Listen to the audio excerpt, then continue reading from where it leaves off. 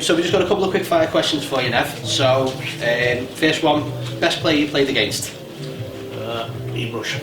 Best played alongside? I couldn't say it. Seba was probably the most consistent. John Stevens. Sounds. Favourite goal? Favourite goal? Yeah. Obviously, as a goalkeeper, that probably doesn't matter to you, but favourite goal that you've seen during your time, or Bailey's. John Bailey's. From the halfway line, because he never stops talking about it. Favourite save? Don't have one. You don't have one. Right. Best footballing moment? But I mean, with his cup semi-final, good as it. Worst footballing moment? Playing at Norwich when we got beat 4-2, I think it was. Somebody shot from 25 yards. Went through my legs and it stuck in the mud and I didn't know somebody and I tapped it in. But I split my finger up and dislocated my little finger. I just put that back in. But I walked into get it stitched, but I walked back into the dressing room at half time.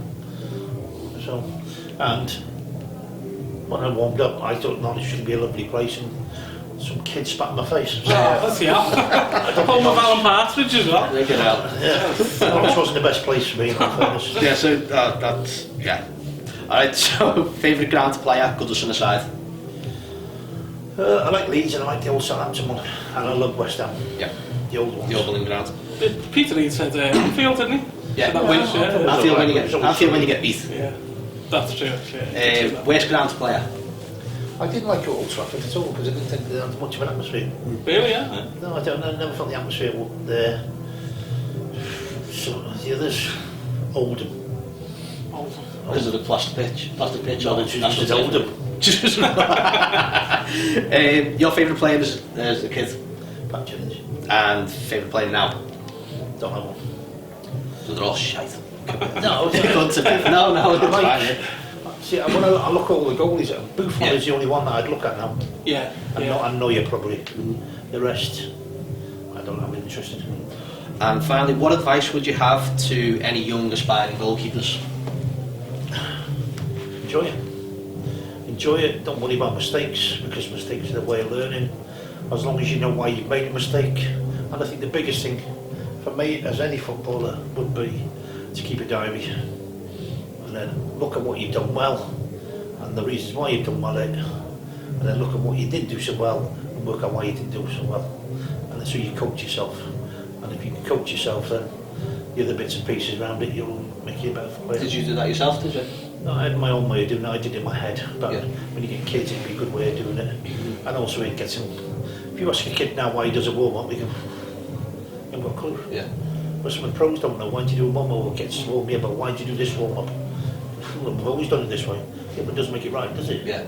And the hardest thing in the world, if you think about it, is if you feel great at 2 o'clock and you'll kick off at 3 o'clock, where can you go from feeling great?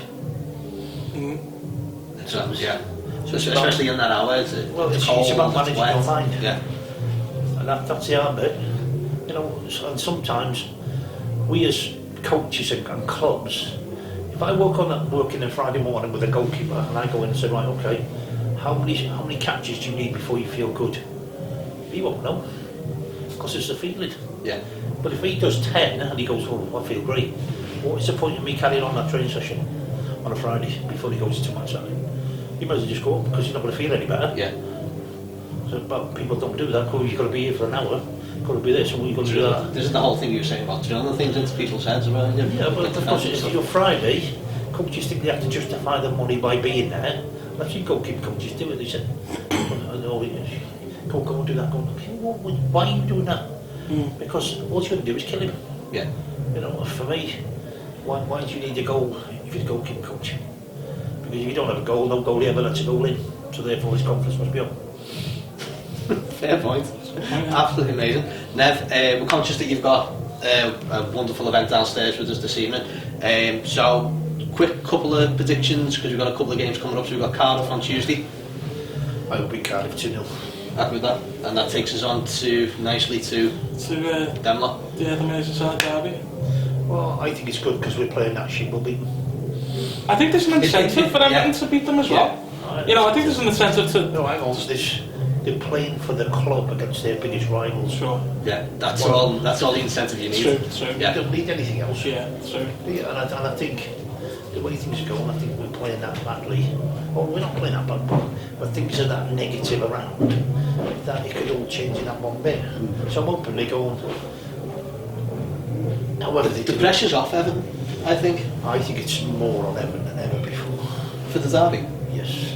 Because Oh, if they, I the think- first tackle that's not missed, the first tackle that's missed, the first time somebody doesn't put his foot in, the first time somebody backs out of somebody, fair the enough, yeah. crowd are going to go absolutely bananas. And some of these players haven't experienced it. True. So I do think it's going to be a tough game for us, but as long as we go and have a go at it, and they come off and they give everything they can, then, you know, I don't think any Everton fan goes into the ground and goes, that fella's put everything into it today.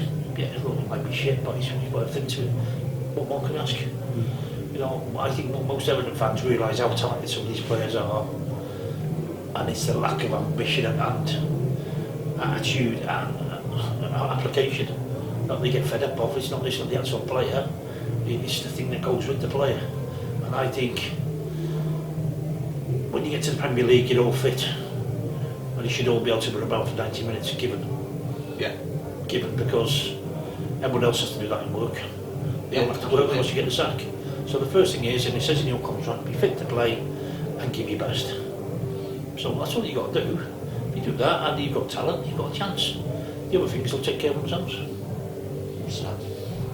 So we're winning the derby. Yeah. we're winning against the league, Cardiff. yeah. So, you Winning know the what? league as well after we get that stadium. Th- Yeah. Touch wood, you know. Well, that's the ambition you got to show. That's it. Yeah. But for me, it's a logical step. Yeah. Sure. Do you think Abramovich came into this country and bought Chelsea to get come 10th? No, certainly not. Did he? Fuck. And this fella won't do the same thing. No. He's invested a lot of money, hasn't he? Yes. Already, at this point, Are so... you going to tell what, is he Russian still? Is he Russian? Or is he? Machiri? Yeah. Albanian. He's still blocked. Get his money from Russian steel. Yeah. Yeah. So Part of the... So therefore there's money changing hands somewhere. Sure.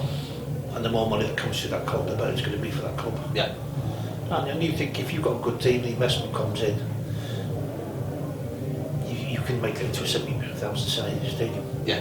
Well, that's the idea, isn't it? Build for what we've got, and then with the I option also to think you've expand. got a massive chance to make that the best community-based club in the country. Yeah. I'd love to see him have a homeless shelter underneath. That's a fantastic idea. Yeah, especially around the docks and everything. Yeah. I'd love to see him have doctors, a dentist, a psychiatrist, all with like you can just go pay like a tenner. That's a good idea. Yeah. Because that way they'd make their money, but there's people who wait for ages. Sure.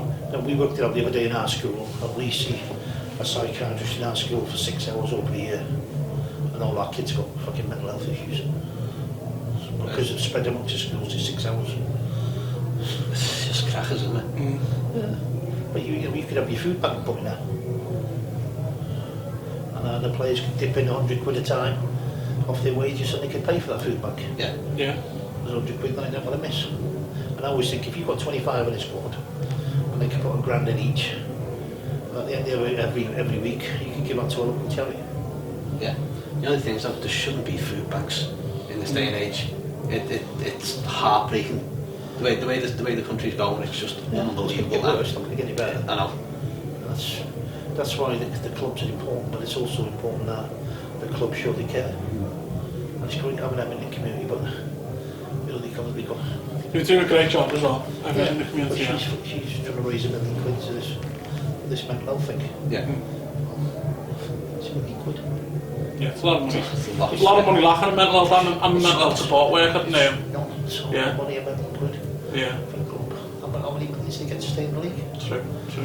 You know, How much they passing in wages a week Yeah. as well to players who aren't even in the club as well. True. You know, how much it costs to get rid of Sam Allardyce? Yeah. And Cuban and Martinez and everyone else. Yeah. Yeah, so Yeah. you know, I do think the mental health thing is you could do it differently, and I don't understand why you could have said, well, I'll tell you what, we're going to have an even bigger one. Right, as a city, we put a third in, Liverpool put a third in, and Everton put a third in. a great idea. But they won't because it'll be on her shoulders. She'll have to cover the £1 million.